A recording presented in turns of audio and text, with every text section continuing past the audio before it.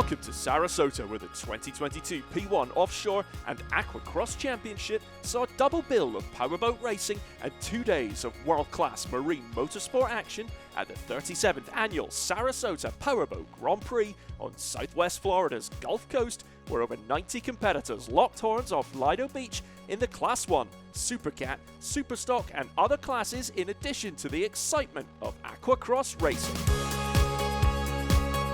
Sarasota County provides the quintessential white sand beach getaway with golden sunsets and a very vibrant social and artistic scene. There are exceptional dining options and an exciting nightlife that makes this an idyllic place to visit year-round.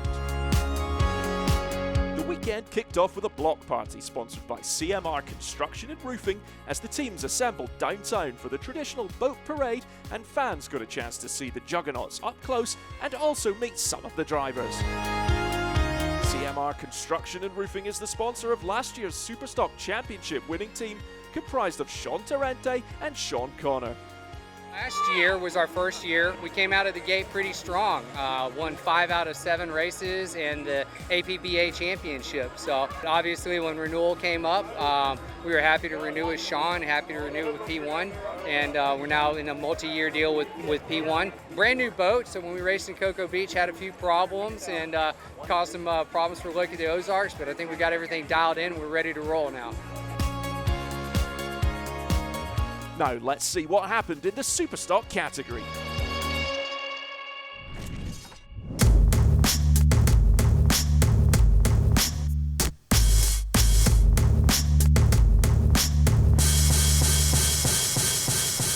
There were 10 teams in the highly competitive Superstock category in Sarasota, with some new teams and sponsors. Father and son outfits Steel Offshore Racing and Jackhammer Boat were leading the points going into Sarasota. The green steel boat with driver Dominic Steele and throttleman Julian Maldonado won the last round in the Lake of the Ozarks. They had also been in P2 for the first few laps of Thunder on Cocoa Beach in round 1 and are gearing up to be a threat this year.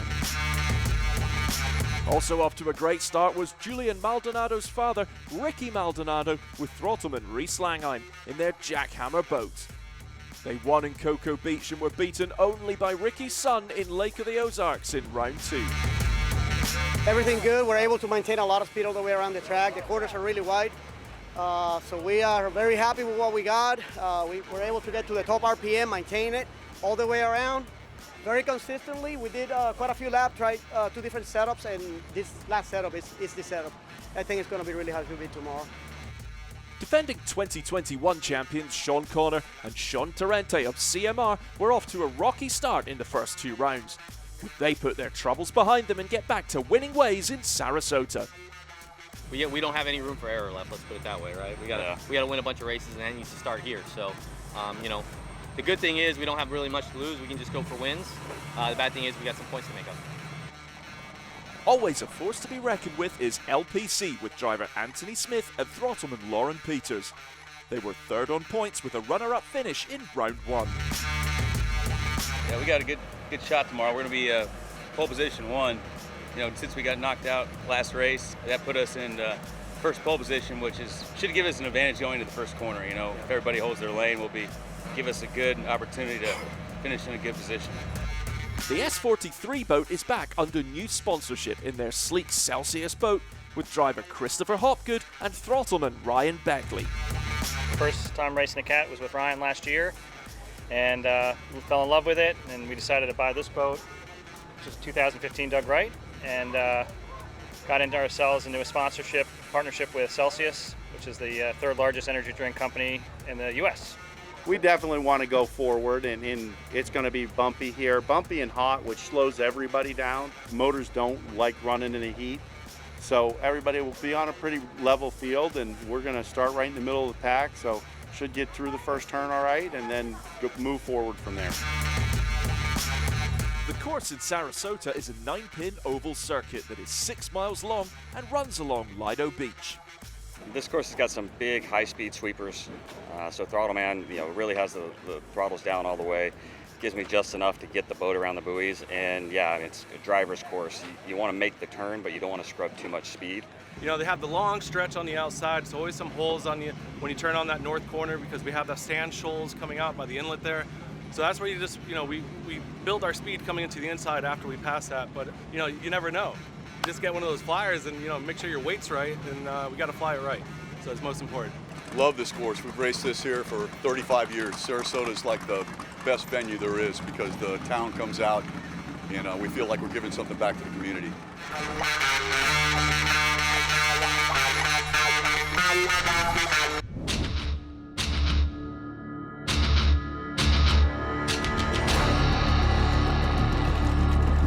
Round 3 of the 2022 Superstock Championship in Sarasota. 10 boats ready to hit the water off Lido Beach. We got 7th edition this time. We got professional plumbing onto our inside, jackhammer to our outside. You know, Billy Moore and myself, we're going to come out here and give it all we can to go for number 1. You know, we got a good setup. We got dialed in yesterday. I know we have a chance here today. We're going to go for it. Following a rule change just the day before, teams had to carefully adjust their boat weights for optimum balance and speed on the water, and also to meet minimum class requirements to avoid being DQ'd. Well, we did the math and we went in a light. If we raced the way we did right now, we'd come out a little light. So what we're doing is I'm putting 50 pounds on each side so we remain legal on the way out of the crane. That's why they weigh us going in, because we knew we had to go in at, like, let's call it 49.50, because when we burn the fuel off, we know that we're going to come out at a certain, and if we come out light, then we get DQ'd, and we don't want to do that. So, and we had to tell the officials that we're putting weight in the boat because they write down how much the boat weighs going in, so they can do their math at their end to see if anybody's being a little fugazi out here. Not that boat racers would ever do that.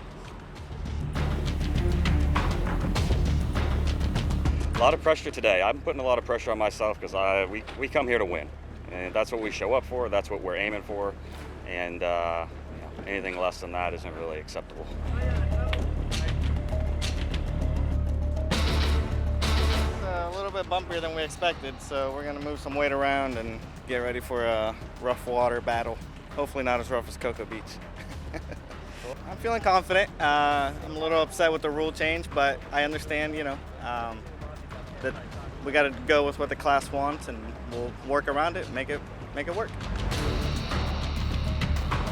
As the fleet of 10 Superstock boats motor out onto the circuit, the crowds line Lido Beach in anticipation of the race. The rolling start under a yellow flag in rougher than expected conditions as boats line up ready for the green flag. And there it is, the race begins. Big East shoots out of the line. Great start for the Canadian team. Also an excellent start for CMR's Torrente and Connor.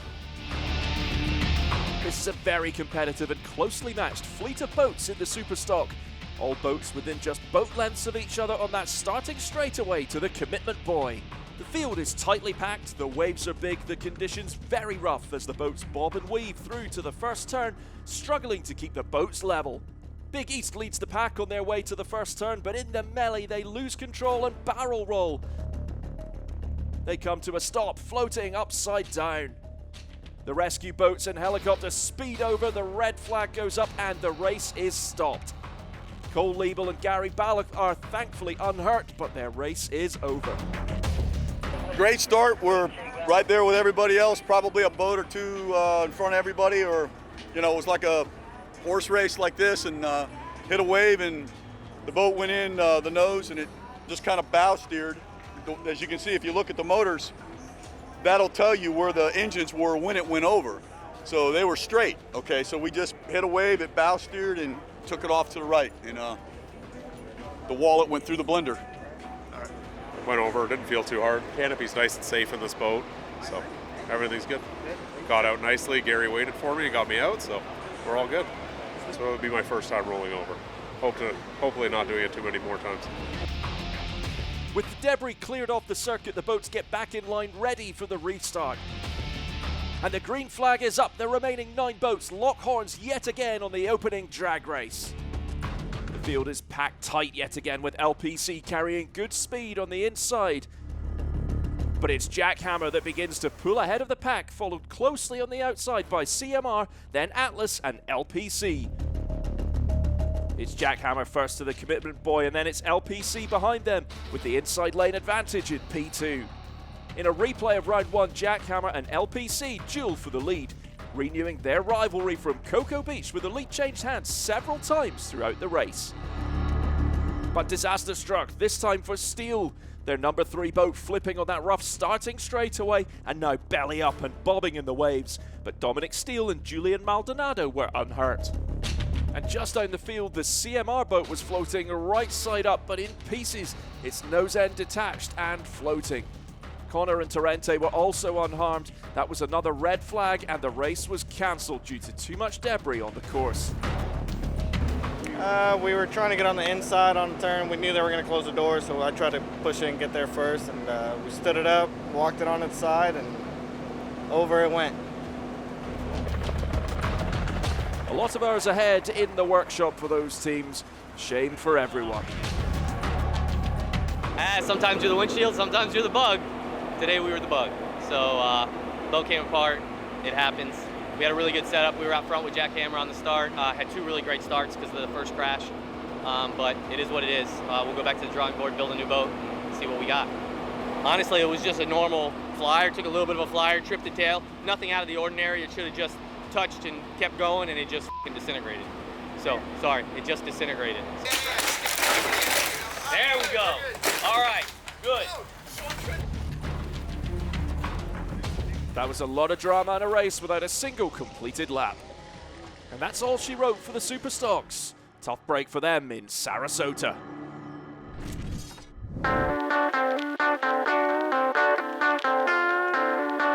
In addition to the Supercats, Superstocks and Class 1 races, there were 2 other races with 7 different classes competing, and here are their results. In the bracket Class 400, the winning boat was Predator Stallman Motorsports with driver Dean Stallman and Nate Hunt on throttle. Bracket Class 500 went to Team Woody Racing with JJ Turk driving and throttleman Michael Stanko.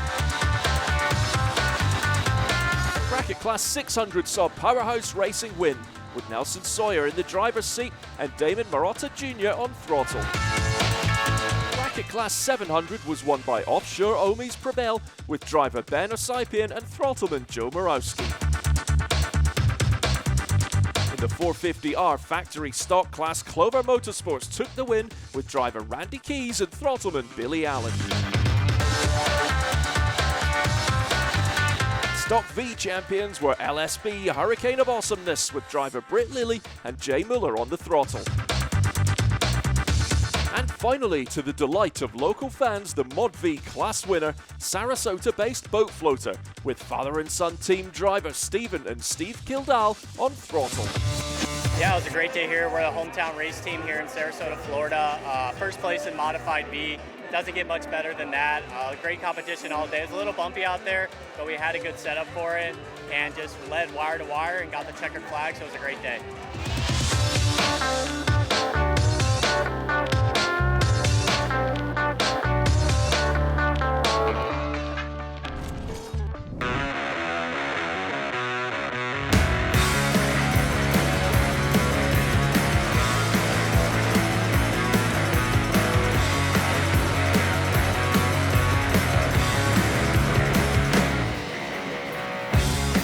The championship was still wide open as 7 teams raced in the Supercat category.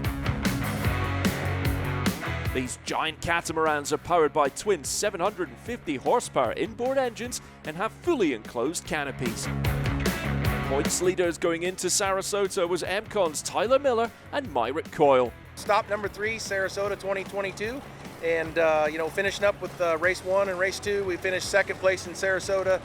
We finished 1st overall lake race about a month ago. And continuing on here to Sarasota, rough water, Cocoa Beach, leading into what we thought might be a calm water race here in Sarasota. But as always, it's a little bumpy out there in testing today. Had some good numbers. We're really excited and looking forward to race day tomorrow. SV Offshore's Simon Prevost and Vinny Diorio were ready to build on their runner-up finish in the Ozarks in round 2, which boosted them up to 2nd on the points board. We went to Lake of the Ozark. We ended up finished 2nd there and come out of there with a lot of momentum and a lot of a lot of enthusiasm with our team because we're getting our boat to really run good. Third place on the points board was Pro Floors Racing's Wayne Valder and Grant Brueggemann after their round one third place finish in Cocoa Beach, then a fifth place finish in Lake of the Ozarks in round two. WHM Motorsports was also a powerhouse, led by owner-driver Billy Moff, who overcame his health issues to return to the cockpit with throttleman Jay Mueller. I had 10 inches of my colon cut out, so I had to wear a colostomy bag. 10 inches of my colon cut out because Billy Moff didn't listen and got a colonoscopy when Billy Moff should have got a colonoscopy. Because I'm Billy Moff, I'm invincible. Guess what? I ain't invincible. But boy, did I learn a lesson. There were also two new teams. Number 8 Justice League as driver Don Urfer and Richard Davis on throttle. And Liquor Split is driven by John Paul Amons and has Jim McIntyre on throttle.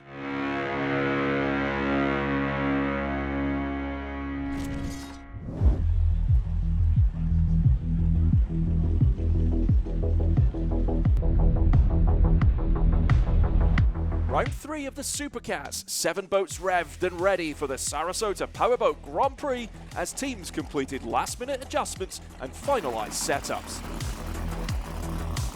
Finally back, happy to get the boat in the water, hometown Sarasota. Gonna bring the boat out and send it, debut it, see what it's made of, and see where we stand with the guys.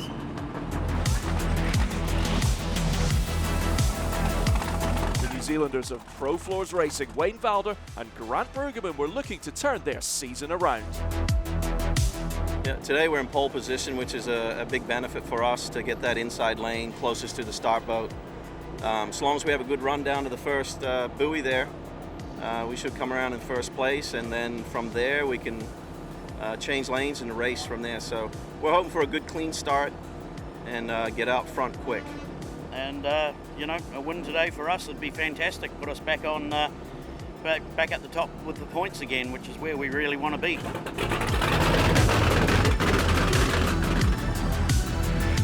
Radel were looking to get points on the board.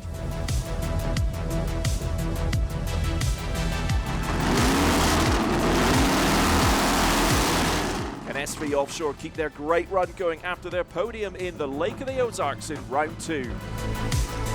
Crowds once again lined the shores of Lido Beach to watch the race unfold.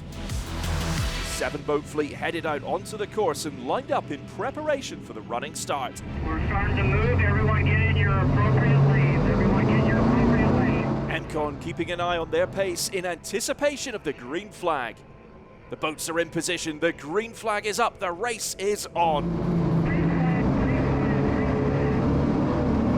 Great and well-timed acceleration from WHM Motorsports as Billy Moff and Jay Mueller go all out at the start.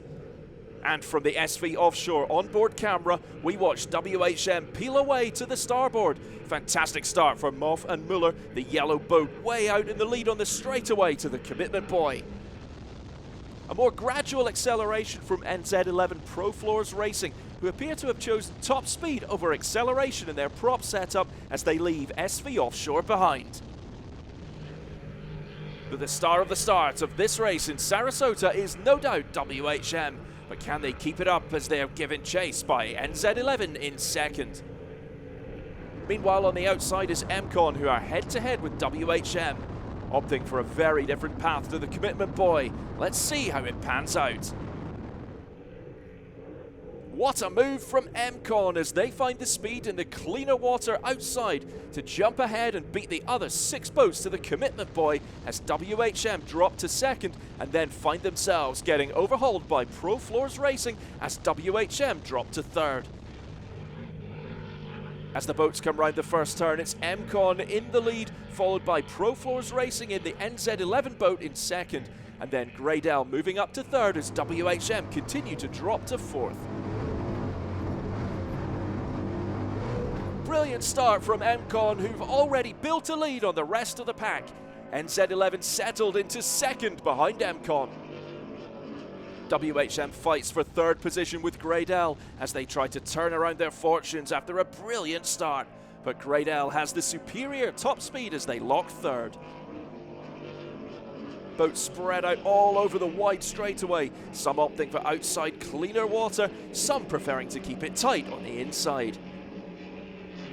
While WHM keep up their pursuit of third, they find SV Offshore moving up on them on the inside. SV Offshore's Simon Prevost and Vinny Diorio looking to continue their podium finishing streak after round 2. Meanwhile, out in the lead, it was MCon opening their gap over the rest of the field and looking like they were in complete control. One more lap down and the top 3 boats look to be opening their gap over the rest of the field as MCon, Pro Floors Racing and Graydell comprise the lead trio. In the 450R stock class, which is run simultaneously with Supercats, it's Clover Motorsports' Randy Keys and Billy Allen leading over MTI's father and daughter pair of Randy and Taylor Schism. In their first race of the season is Liquor Split's John Paul Amons and Jim McIntyre, who find themselves in 6th behind SV Offshore Racing. By the end of lap 4, MCon still leads, but NZ11 Pro Floors has been gradually reducing the gap and crawling their way closer with their excellent top speed and consistency.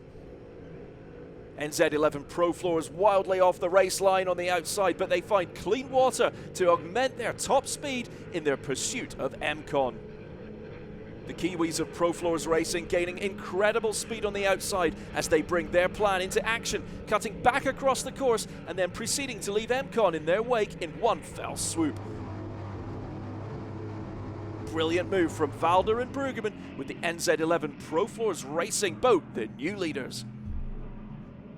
Pro Floors Racing played their hand well, biding their time, building speed and momentum, thinking out the entire race, and their strategy has paid off very well indeed as they then proceed to lap the number 8 boat, Justice League. Bad luck for Liquor Split, Amons and McIntyre out with mechanical issues. Still going strong in 3rd position is Graydell as Chris Grant and Billy Moore keep pace with the lead pack. SV Offshore was in 5th position, not what they were looking for, but it gets worse for Prevost and Diorio as they break down and find themselves out of the race, reducing the field to 5 boats. Out in the lead, looking out of reach of the rest of the field is NZ11 Pro Floors as they lap the 450R stock boat MTI. Pro Floors might even lap WHM, which is in their sights. The white flag goes up indicating the last lap of the race. MCon still in 2nd position, giving chase to Pro Floors, but a runner-up finish will not be too shabby. Graydell are on point for a 3rd place finish, but with just half a lap left in the race, disaster strikes. Grant and Moore find themselves struggling as they lose power. They slow down, seemingly running on one engine. WHM pounces and takes 3rd, moving up a position for the first time since the opening lap. The winners of the Sarasota Grand Prix, Pro Floors Racing, with a well-deserved victory for Wayne Valder and Grant Brueggemann as they take the checkered flag. Good runner-up finish for MCon's Myrick Coyle and Tyler Miller, and 3rd place goes to WHM Motorsports. Bad luck for Graydell, but at least they managed to hold on for 4th, then Justice League, SV Offshore and Liquor Split. Once we did a couple laps, figured out where I could let this thing eat a little bit and get the tunnel flap going, we just went to the lead, and then we had our own course to run. Yeah. So open water. Once you get that clean water, you're away. So it was a battle to get there. Those guys played a pretty hard game for us to catch them. But once we worked out what we wanted, we took them on the outside, and that was us. We were away. No stopping us now. Yeah, you know, the boat was set up very well. We ran in first for 4, 5, 6 laps. I don't recall exactly when Pro Floors from New Zealand got around us, but hats off to them. You know, it's a battle of attrition with these boats, and lap 6 or 7, we started feeling a little bit of a vibration in the boat, and it started coming on worse and worse and worse throughout the last 3 laps of the race. So, you know, hey, 2nd place finish, podium finish, that's all we can ask for. Keep charging towards them points, and, you know, here we go, on to the next one, but congratulations, hats off to Pro Floors. Yeah. Listen, I was happy to see Red Day Bond. Yeah, right. Not like, man, that sucks. I went like, yeah, that's good. Yeah, right. Thank you, not bad. Number three, that's okay, man. We're in the money. Gotta be in the money. That's what's gotta be, in the money.